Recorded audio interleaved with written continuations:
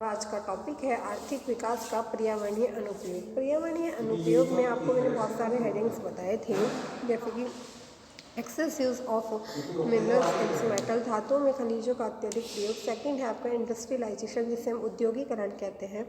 Third है आपका population exploration, जिसे हम जनसंख्या विस्फोट के नाम से जानते हैं। फिर है आपका वेरी क्लेवर, जो अत्यधिक चतुराई है। आज हम जो अत्यधिक चतुराई है उसके बारे में स्टडी करेंगे कि अत्यधिक चतुराई क्या होती है। जब जंगलों में जानवरों द्वारा अत्यधिक चराई की, ये चतुराई जो है गलत लिखा है इसमें, इसकी जगह पे है चराई वर्ड है ये। जब जंगलों में जानवरों द्वारा अत्यधिक चराई की जाती है तो इससे जंगलों में घास व हरियाली की भारी कमी हो जाती है। अब आपको जो है ये हमारे जो पालतू जानवर हैं, जो भी हैं हमारे एनिमल्स हैं, और उनको हम क्या कर दें, किसी जंगलों में छोड़ दें तो ये जंगलों में क्या कर सकते हैं, अपनी बहुत ज़्यादा अत्यधिक चराई करने लगते हैं। अत्यधिक चराई करने से जो भूमि होती है उसकी उर्वरा शक्ति खत्म हो जाती है, और जो हमारे तरह से हमें प्राकृतिक नेचुरल रिसोर्सेज मिल रहे थे, उस रिसोर्सेज की भी हमारे पास एक टाइम में भारी मात्रा में कमी हमें देखने के लिए सामने आएगी, जिससे हमारा जो इन्वायरमेंट है उसमें बहुत ज़्यादा गर्मी हो जाएगी। क्योंकि जो हमारे पेड़ पौधे होते हैं ये हमें पर्यावरण के द्वारा क्या होती है, बहुत ज़्यादा एक तरीके से ठंडक मिलती है, और वो ठंडक ख़त्म होना स्टार्ट हो जाएगा। तो अत्यधिक चराई भी क्या हो सकती है, मानव के लिए बहुत ज़्यादा हानिकारक सिद्ध होगी।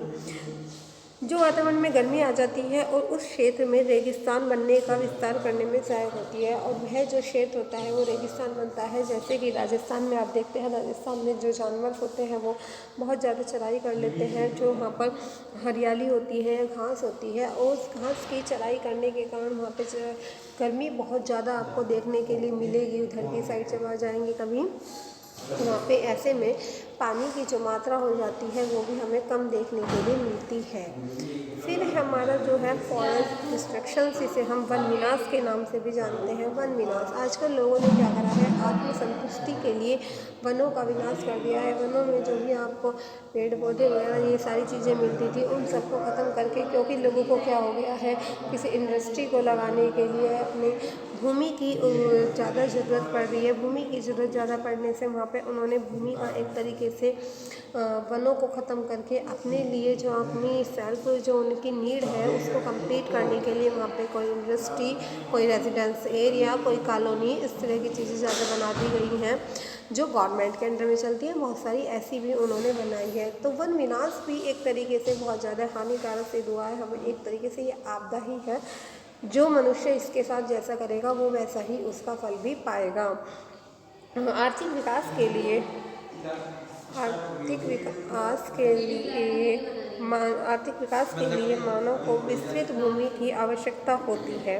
भूमि प्राप्त करने के लिए वनों को काटना आवश्यक हो जाता है। अब देख लो, आपको क्या पता है कि जैसे कि अगर हमें मानव चाहिए, उसको अपना डेवलपमेंट करना है, तो उसके लिए उसको क्या होगा, एक धरती की, एक लैंड की नीड होती है, और उस लैंड की नीड के लिए वो क्या कर सकता है, बहुत सारे प्रयास करता है। उन प्रयासों में जो उसका सबसे ज़्यादा प्रयास होता है वो होता है वो वनों को काटना स्टार्ट कर देता है। और जब हमारे यहाँ पे जो उत्तराखंड में, आप लोगों को पता है, वहाँ के सीएम जो थे उन्होंने एक अभ्यारण्य भी चलाया था, ठीक है। जिस अभ्यारण्य के कारण उन्होंने क्या करा था कि जो वनों की कटाई करेंगे लोग, उनके लिए उन्होंने क्या करा था, एक तरीके से कोई टैक्स या कुछ पेनल्टी कुछ उनके लिए रखी थी इस टाइप से कि उसको इसके लिए भरपाई करनी पड़ेगी। तो वहाँ पे उत्तराखंड की तरफ आप जब जाते हैं, उधर आप देखते हैं कि ग्रीनरी बहुत ज़्यादा देखने के मिलती है। तो यही बताया गया है कि जब मनुष्य इन वनों की कटाई ज़रूरत से ज़्यादा करेगा तो इसके दुष्परिणाम भी उसको झेलने पड़ेंगे, और इसके कारण उसको बहुत सारी हानि भी देखने के लिए मिलेगी। बताया है इसमें सॉरी कि वन विनाश का सबसे अधिक दुष्परिणाम पर्यावरणीय व पारिस्थितिकी असंतुलन, जो हमारा इकोलॉजिकल सिस्टम होता है वो क्या होने लगता है, वन विनाश के कारण इनबैलेंस होना स्टार्ट हो जाता है। उसमें बैलेंसिंग जो हो जाती है वो ख़त्म हो जाती है पूरी तरह से। वनों के नष्ट होने से उसमें स्थित प्राणियों के निवास स्थल भी नष्ट हो जाते हैं। जो प्राणी वहाँ पे रहते हैं उनके जो रहने का निवास स्थल है वो भी वनों के होने से नष्ट होना स्टार्ट हो जाता है। वनों के विकास में वायुमंडल में ग्रीन हाउस प्रभाव उत्पन्न करने वाली गैसों की मात्रा में क्या होती है, निरंतर वृद्धि होती है।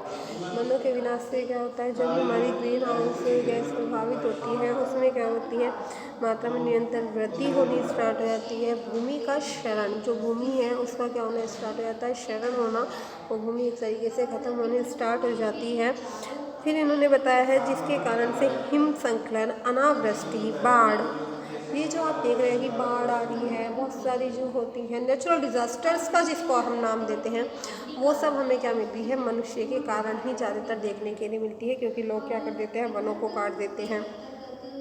तो इसके दुष्परिणाम मनुष्य को झेलने जरूर पड़ेंगे। बाढ़, वन्य अन्य प्राणियों का ह्रास है, मत्स्यीय आदि पर्यावरणीय समस्याओं में क्या हो रही है, इसके कारण वृद्धि होती जा रही है डे बाई डे। फिर हमारा फॉरेस्ट डिस्ट्रैक्शंस के बाद जो हमारा नेक्स्ट पॉइंट आता है वो आता है एनर्जी सप्लाई। एनर्जी सप्लाई जिसे हम ऊर्जा आपूर्ति के नाम से भी जानते हैं। एनर्जी सप्लाई के बारे में अगर हम बात करें, जनसंख्या वृद्धि के तीव्र दबाव के कारण ऊर्जा की बढ़ती आवश्यकता की पूर्ति हेतु ऊर्जा के विभिन्न स्रोतों का क्या हो रहा है, विद्रोहन किया जा रहा है। आपको पता है कि हमें क्या है, ऊर्जा के लिए क्या चाहिए, बहुत सारे स्रोत चाहिए, और ऊर्जा के बहुत सारे स्रोतों को प्राप्त करने के लिए हम क्या कर रहे हैं, बहुत सारे स्रोतों का क्या कर रहे हैं कि जनसंख्या वृद्धि के तीव्र दबाव के कारण ऊर्जा की बढ़ती आवश्यकता की पूर्ति, जो हमें ऊर्जा है उसकी बढ़ती आवश्यकता की पूर्ति के कारण क्या हो रहा है, ऊर्जा के जो बहुत सारे विभिन्न स्रोत हैं, बहुत सारे जो सोर्स हैं, उन सोर्सों का क्या हो रहा है, विद्रोहन होना स्टार्ट हो गया है। फॉर एग्ज़ाम्पल आप लोग देखते हैं कि जैसे कि कोयला है या हमारा डीजल जो है, उसके कारण गैस या पेट्रोलियम उत्पादों का प्रयोग बहुत तीव्र गति से ऊर्जा की पूर्ति के लिए किया जा रहा है। ऊर्जा की पूर्ति के लिए जितने भी हमारे सोर्सेज हैं, कोयला, डीजल आदि, इनका हम बहुत ज़्यादा मैक्सिमम यूटिलाइजेशन कर रहे हैं, जिसके कारण हमारा क्या है, एयर पॉल्यूशन एंड का जो खतरा है वो बहुत ज़्यादा बढ़ रहा है। और एयर पॉल्यूशन जितना ज़्यादा बढ़ेगा तो आप लोगों को पता है कि हम एक सांस लेते हैं, एक छोड़ते हैं, तो जितनी भी हम ये सांस लेंगे उसमें हमारी क्या आएगा, पॉल्यूशन आना स्टार्ट हो जाता है। और एयर पॉल्यूशन बढ़ने से हमें बहुत सारी प्रॉब्लम्स हमें देखने के लिए मिलती हैं। तो एयर पॉल्यूशन से हमें क्या होगा, बहुत सारी खांसी, दमा आदि बीमारियाँ भी हमें देखने के लिए मिलेंगी। एनर्जी सप्लाई के बाद सोल से गजल लॉस, भूक्षरण से हानि भी बहुत ज़्यादा इंपॉर्टेंट है हमारे लिए माना जाता है। इसमें ये आर्थिक विकास का पर्यावरणीय अनुप्रयोग से क्वेश्चन कई बार आ सकता है, कहीं आपको ये हेडिंग देगा और इसमें से कोई एक डिफरेंट दे सकता है। जब अत्यधिक वर्षा होती है तो इससे भूक्षरण होने लगता है। जब हमारे यहाँ पे बहुत ज़्यादा वर्षा, बहुत ज़्यादा बारिश होती है तो इससे क्या होना स्टार्ट हो जाता है, भूक्षरण हो जाता है। यह है अत्यधिक वर्षा। पेड़ों की बड़ी मात्रा में कटाई, अत्यधिक वर्षा से क्या होता है कि पेड़ों की बड़ी मात्रा में कटाई या जंगलों में पेड़ों व चारागाहों की समाप्ति सी होती है। इस अत्यधिक वर्षा से वन्य जीव की भारी हानि होती है। जो हमारे वन्य जीव होते हैं उनकी भी हमें इसके कारण क्या होता है, भारी हानि देखने के लिए मिलती है। कृषि की उर्वरा शक्ति कम हो जाती है। जो कृषि होती है, जो एग्रीकल्चर होता है, उसकी जो उर्वरा शक्ति होती है वह भी इसके अंतर्गत घट जाती है।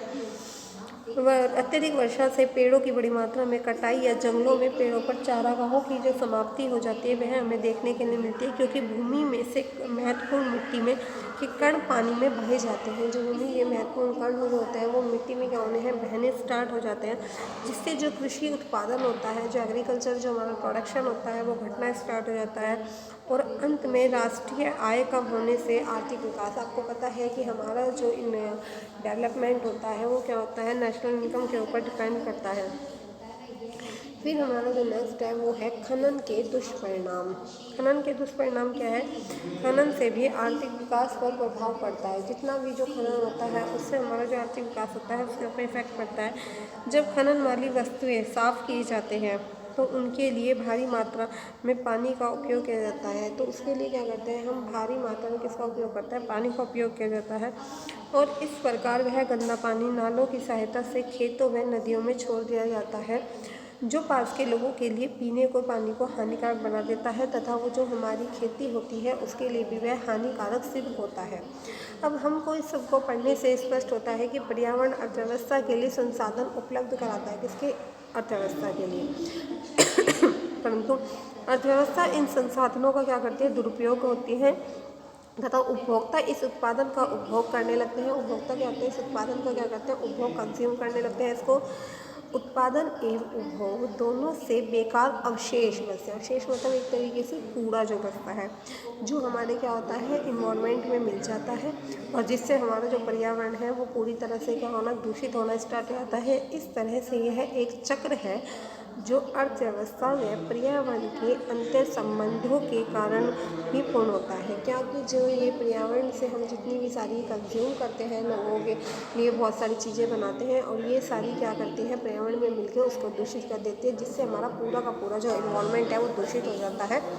आज के लिए इतना ही, थैंक यू।